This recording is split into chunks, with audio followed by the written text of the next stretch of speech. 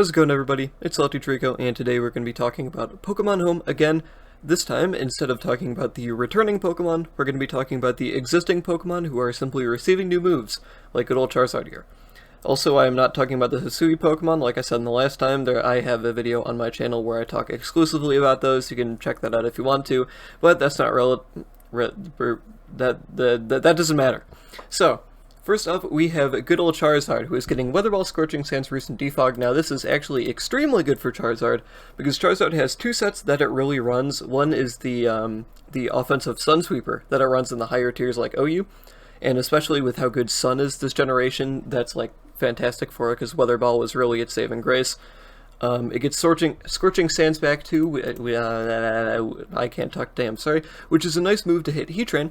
And the other set it commonly runs in the lower tiers is the defensive set, which it previously did not have Roost or Defog, which, as you can see, absolutely destroyed this thing, because that was basically the pinnacle of its defensive set. That was all it could run. So now, if it wants, it can run like Weather Ball, Air Slash, Scorching Sands, and Overheat. And this can be a nice Solar Power Spectacles guy in OU. So it can spam its 100% accurate 100 base power Weather Balls in the sun. It can spam Air Slashes, Scorching Sands, Overheats. Honestly, you could probably run something over Air Slash even if you want. If you want to be insane, you can run Hurricane, although I would not do that. That's just playing the lottery if you ask me. In the lower tiers, it could also run its standard sets of Flamethrower, Scorching Sands, Roost, and Defog. And it can be like a fast, bulky support mon. Pretty good at taking hits. So Charizard is eating good from this update, as you can see. Also, I just want to mention, because I forgot to mention it at the beginning, there are a bunch of Pokemon that are going to be only getting Scald back, and there's like a lot of them, so I'm only going to be talking about them at the very end of the video. Just in like one 5-second thing. Now we're on to Scyther. Now Scyther had dual Wing Beat in Gen 8, and that was honestly, I think it was like actually tiered. Like, I think it was like PU or NU, or maybe something higher than that. It was UU for a bit, I know. And it was exclusively because of Dual Wing Beat, because Dual Wing Beat is an 80 base power attack, but because it's a double hit attack, it's boosted by Technician, which means that would be 120 base power. So Scyther essentially had a, I believe, 90% accurate 120 base power Flying Stab, which previously its best Flying Stab was like, what, Aerial Ace? Acrobatics, like what the hell are you gonna do with that? So now Scyther's set of like Sword Dance, Dual Wing Beat, Close Combat, and I don't even think this thing ran a bug move, but if you wanted to run a bug move, you can run like U-Turn. You can also run like, if you want to run Terra Blast, it gives Trailblaze is Gen 2, which is 75 base power because the Technician, and it still gives you the speed boost. So if you want to run like Boots on it, Technician of course, come on back, and there we go. So this could be a cool sweeping set in the lower tiers, just because Dual Wing Beat is so goddamn strong that this thing practically becomes a nuke after you get +2. Like, a +2 110 attack, 120 base power attack, like, that's, you can't lie. That's pretty damn strong, especially because Scyther has 105 speed, and it has a nice little ground immunity, which makes it easier to set up on ground types. Although if this thing ends up in NU, definitely do not try to SD on a Sandaconda. That would be bad news. Unless, ooh, maybe you could run like, dude, you could run like Terra Grass on this? You can Terra Grass, get that SD, and then Trailblaze on a Sandaconda? Oh my, dude, that'd be great. This mod is going to be really cool. I'm really glad this mod got Dual Wing Beat back, because it was, like, not even worth mentioning without it. Moving on, we have Pelipper. Now, I did say I was going to exclude all the Pokemon with Skull and just mention them at the end, but Pelipper did get Defog, so I figured it was worth mentioning it. So right now, Pelipper's like main set is you want to run like an offensive set, like you want to run like Specs with I didn't expect it to not have Weather Ball this generation, but now you can. But it would run like water move like Surf, Hurricane. Honestly, I don't even know what other move would run. Would it run like Ice Beam? Hell if I know. And then U-Turn, and pretty strong Momentum Keeper. Hits harder than you'd expect, honestly. 95 special attack looks not great, but when it's coming off of Choice Specs Water Boosted, or Rain Boosted Stab, that hits pretty damn strong. So, Pelipper, Rain's getting a nice buff, not only because of Pelipper, but another Pokemon we're going to talk about later. Moving on, we have Gardevoir. Now, Gardevoir gets a bunch of moves that it actually didn't learn before due to the Pokemon Legends Arceus game. It learns Ice Beam now, which is really interesting. That's actually really cool because I know Gardevoir gets Ice Punch, which used to be a special attack back in like Gen 3, and now it actually gets that back, and a stronger version of it, so good for Gardevoir. So generally in the lower tiers, Gardevoir runs like Scarf, so I expect the biggest set to be like Scarf, Psychic. Now you can run like not Ice Beam. Now you can run like Ice Beam and then Healing Wish, and this could be a cool, just offensive Scarfer. Ice Beam is cool for just a bunch of different coverage that it had honestly nothing to hit before.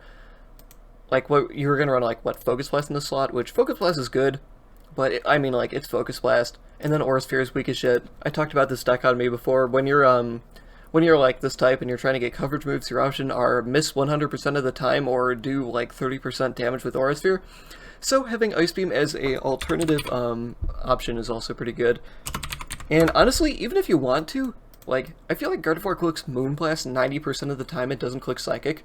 So if you want to run like Focus Blast here too, and then have Healing Wish still, or you could swap this out for Psychic and then just have a 4-attack Scarfer, like that's definitely still good. And honestly, Ice Beam is just really cool. I'm glad Gardevoir got that move over. And also, it does get Recover now, too, which is cool if you want to run, like, a Calm Mindset with, like, Moonblast, I guess, like, Focus Blast and Recover. Like, that's pretty damn cool. Honestly, Gardevoir having Recover, like, previously, its Calm Mindsets were pretty niche, because you're still really weak on the physical end, and you have no reliable sources of recovery. So now that it has recovery moves, you can like actually run Calm Mind, I guess, in one of the lower tiers, and even you can put like sub over this if you want. Like this said, with Calm Mind, like Moonblast, sub, recover, if you're working with a tier where there's a lot of special mons and not a lot of physical mons, if you KO their physical mon on the team and they have all like special mons or defensive stall mons left, like if you get up a sub, you literally just win the game. Like they can't beat this Pokemon if you get up a sub on one of those teams. So Gardevoir can see this being really cool. And moving on to Salamence. Salamence didn't get too much, but what it did get was pretty important. It got Scale Shot back this generation, but like Mence wasn't really running Scale Shot in general. The biggest thing it got back was Defog, which is really good for Mence's defensive sets, because you could run like Hurricane, Flamethrower, Roost, and then Defog. And obviously without Defog, you can't defog, right? Sorry, I can't type and think at the same time. So, Mence is now back as a good defensive mon. I don't know what this mon would run. Timid. Perfect. So now, Mence could actually get some pretty good damn team support in with Defog. Still has Roost, and it gets Hurricane Flamethrower just for some good coverage. So, that's all, honestly, I had to say about Mence.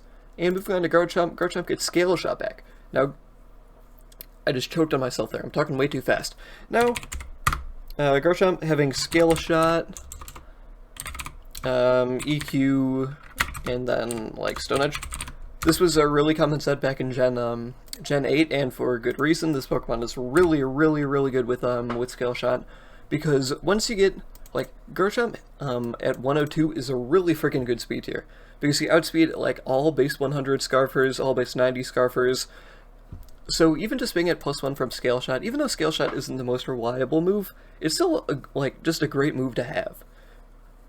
Like previously in this slot, if you didn't have Scale Shot and you wanted to run offensive, you'd be running like Stealth Rock, and well, I mean in this gen I guess it'd be Spikes.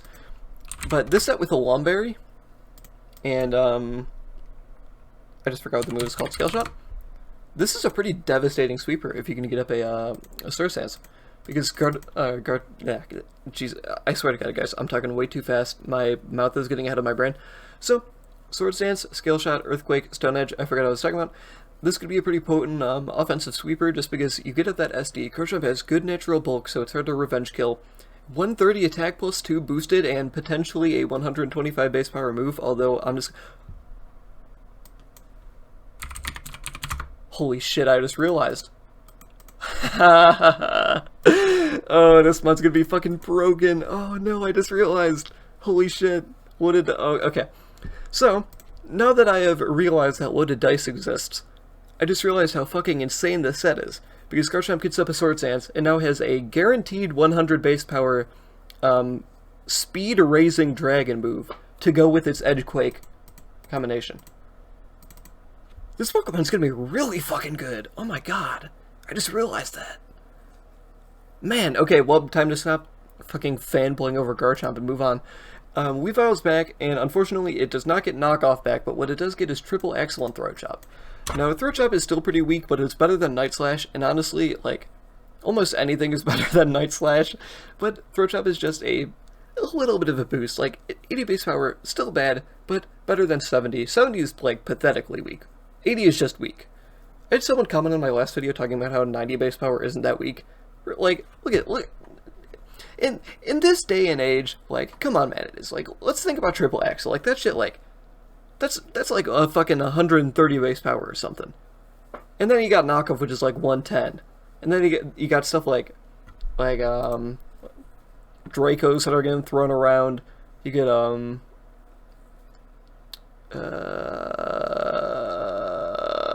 you have like Masquerada's like auto crit flower trick.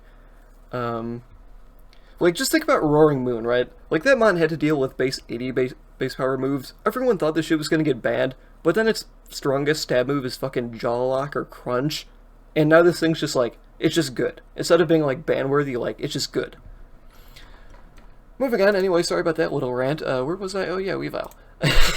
So Weavile, I can see his bandage set being pretty good. Like, if you want to run a Choice Band. Now you can have Triple Axle for a very, very powerful Ice type attack. You have Throat Chop for more reliable, not pitifully weak Dark type stab. You still have like Low Kick, and you still have like Ice Shard. So realistically, this is pretty much just Gen 8 Weavile, but with Throat Chop instead of Knockoff. And I mean, having Knockoff, or losing Knockoff and having Throat Chop instead isn't too bad, because if you're knocking off a Pokemon's item, if it's coming back in later, you're going to have that weaker Knockoff. So Throat Chop is a little bit more of a reliable option, although Knockoff is obviously, like, just objectively a little bit better. And of course, Weavile still has Sword Stance if you run around like a Boots set. I don't think this is going to send Weavile back to OU just because losing Knockoff is still such a big blow, but at least it's not going to be, like, there's no way in hell this thing says RU. I'm sorry. If you want to have some fun after Home comes out, just go down to RU, load up your Choice Band Weavile with Triple Axle and Throat Chop, and just fucking annihilate the entire tier. Like, there's Treecko's fun fact of the day. Moving on, we have Frostlass. Now, Frostlass has Poltergeist and Triple Axle. Now, Frostlass is mostly just a hazard machine. Like, it comes in, it gets up spikes, and then it Destiny Bonds and tries to take something with it. Realistically, this is all you're trying to do with Frostlass, and if you want, you have, like, Will-O-Wisp or something. But having Poltergeist and Triple Axle back is just nice because now you have better damage, because previously you had to run, like, weak-ass Shadow Ball. And, by the way, the reason that Shadow Ball is so good, even though it's such a weak move at 80 base power, is because of this little effect right here, the 20% chance to drop the Spadef. That's why Shadow Ball is a good move. It's not because it's strong. And also it's Ghost type. What was I talking about? Oh yeah, Poltergeist. So now it is Poltergeist just for some more reliable damage outside of trying to, like, status with Will-O-Wisp or take something out with Destiny Bond. So with these two moves you have more chance of actually doing something, like, useful before you die. Like, realistically, that's all you can ask of Frostlass, is just get up hazards, maybe take something out with it, maybe status a Pokemon, maybe get some a little bit of damage off. And moving on, we have Crocodile. Now, Crocodile's options are more side grades than anything. Like, you have high horsepower instead of Earthquake, you have Darkest Lariat instead of Crunch. But now that Rillaboom's coming back, high horsepower is going to be a more valuable trait to have instead of Earthquake. Darkest Lariat instead of Crunch is, like, kind of give or take, because Crunch has that 20% drop to your defense, and Darkest Lariat ignores stat changes, which I'm not too sure if boosting defense Pokemon are too common in RU. I have a feeling they aren't, but it's a nice little, you know, you get that extra 5 base power, which theoretically could come into play at some point. High horsepower is really just useful for OU because Rillaboom. You also have Iron Tail to hit fairies, so you can run like a nice Scarf set with this. Crocodile, of course, is a goat. So, of course, this Pokemon is still losing out on Knockoff, which does suck. And then we have Haxorus, which once again is a good Scale Shot, but I mean, what did I Scale Shot? Like, come on, man. Like, just think about this. Sword Stance, Scale Shot, which, I mean, you could run Scary Face, I wouldn't suggest it. Scale Shot, which is always 100 base power, if not 125, and gives you the speed boost. And then you have, like, Close Combat EQ.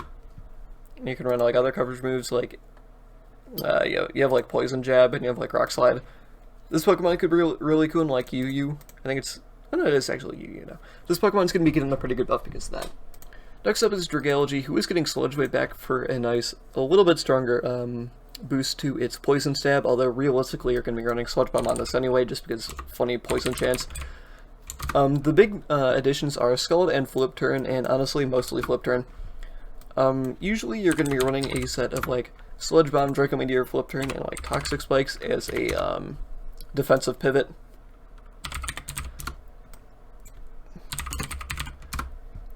And you're trying to just get up T-Spikes, live for a long time with Black Sludge, and hit people with, like, you wouldn't expect how strong this Draco Meteor and Sludge Bomb are, because adaptability is just so ridiculously broken, but that's a strong-ass attack. And now Flip Turn is a good boost to it, because it can get up T-Spikes and Flip Turn out as something comes in. So, just another boost to Dragalge, which, what tier is this? Are you? That's shameful. Dragalge should be like UU. This one is fucking awesome. So, this thing has pretty good bulk. Mostly on the especially defensive side. Fizdef, it's like whatever. But now you have the better option in Flip Turn, so you are now a better hazard machine for getting up T-Spikes. Moving on with Scuda. Now Scuda does get Flip Turn. It doesn't get Wave Crash, so this Pokemon is still going to be a little bit worse than Floatzel, just because it's not as strong as like Terra Water Wave Crash. Sorry.